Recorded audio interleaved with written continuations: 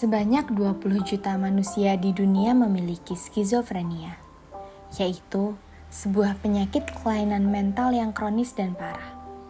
Skizofrenia merupakan penyakit multifaktorial yang disebabkan oleh beberapa faktor resiko, seperti stres, penggunaan nafza, infeksi selama kehamilan, hingga kekurangan gizi.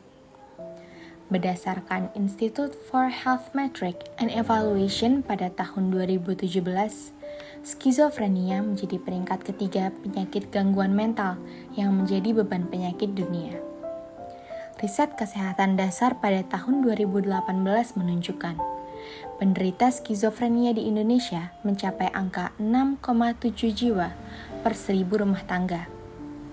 Skizofrenia ditandai dengan kekeliruan dalam berpikir, persepsi, emosi, bahasa, perasaan diri sendiri, dan perilaku.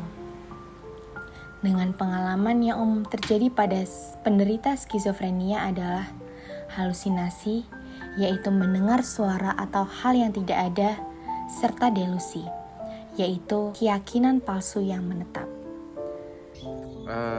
Kalau dibilang tahu atau enggak, ya sempat pernah dengar, cuman nggak bisa tahu mendalamnya seperti apa sih.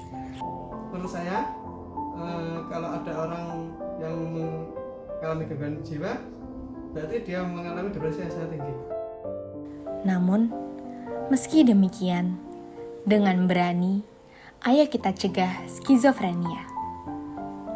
Belajar teknik menghadapi stres. Belajar teknik menghadapi stres atau mekanisme coping dapat dilakukan kapanpun dan dimanapun. Kita bisa melakukan teknik menghadapi stres dengan mengambil langkah aktif untuk memperbaiki dampaknya seperti merencanakan secara langsung, mencari dukungan emosional, memaknai kembali secara positif, serta menerima. Enyahkan penggunaan nafza. Berbagai macam obat-obatan, terutama ganja, kokain, LSD ataupun amfetamin dapat memicu munculnya gejala-gejala skizofrenia pada orang-orang yang beresiko, sehingga sangat penting menghindari penggunaan nafza untuk terhindar dari skizofrenia.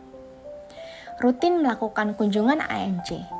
Antenatal care selama kehamilan sangat penting dilakukan sebagai upaya deteksi dini adanya permasalahan nutrisi serta infeksi pada janin, yang berakhir pada kemunculan gejala skizofrenia. Asupan gizi terpenuhi.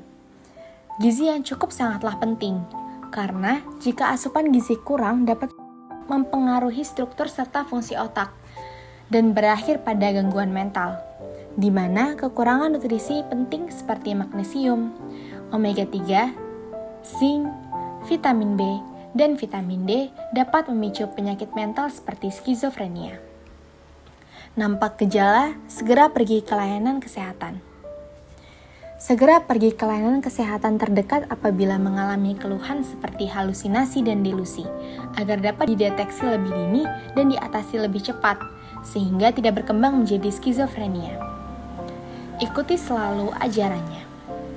Agama dianggap berperan penting sebagai sumber dukungan emosional sebagai media untuk menggambarkan kembali hal positif. Berdasarkan penelitian yang dilakukan oleh Suniarti dan Rizky pada tahun 2015 di Rumah Sakit Jiwa Menur Surabaya menunjukkan bahwa terapi salat pada pasien gangguan jiwa dapat menurunkan stres pada pasien-pasien tersebut. Kalau secara keilmuan pencegahan yang pasti sampai dengan hari ini belum ada.